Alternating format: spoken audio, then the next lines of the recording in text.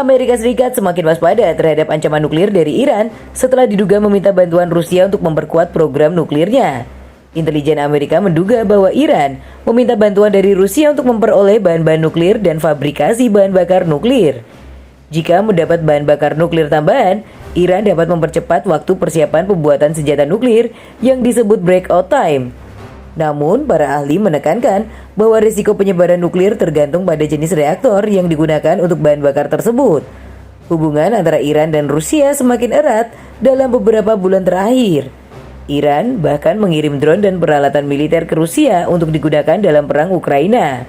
Namun, pejabat Amerika menyatakan bahwa bantuan dari Rusia akan menjadi masalah besar karena bertentangan dengan kesepakatan non-proliferasi. Amerika Serikat menganggap Iran sebagai ancaman terbesar di bidang nuklir karena menurut para pejabat Amerika, program nuklir Iran telah melampaui parameter kesepakatan nuklir 2015. Iran juga mempersingkat waktu yang diperlukan untuk memproduksi cukup bahan fisil untuk senjata nuklir dalam waktu beberapa bulan saja. Sementara itu, hubungan Amerika dengan Rusia juga tegang akibat krisis di Ukraina. Jadi, meskipun Rusia nampaknya tidak setuju dengan program nuklir Iran, kekhawatiran Amerika tentang bantuan rahasia Rusia kepada Iran semakin meningkat. Amerika mengatakan akan terus memantau setiap bentuk kerjasama antara Iran, Rusia yang bertentangan dengan tujuan non-proliferasi global. Presiden Ukraina, Volodymyr Zelensky, menyatakan pekan lalu bahwa Iran sedang mencari bantuan dari Rusia untuk program nuklirnya sebagai imbalan atas bantuan militer yang diberikan kepada Moskow. Sumber yang diberitahu tentang intelijen tersebut menyatakan kekhawatiran Iran tampak paling akut selama musim panas.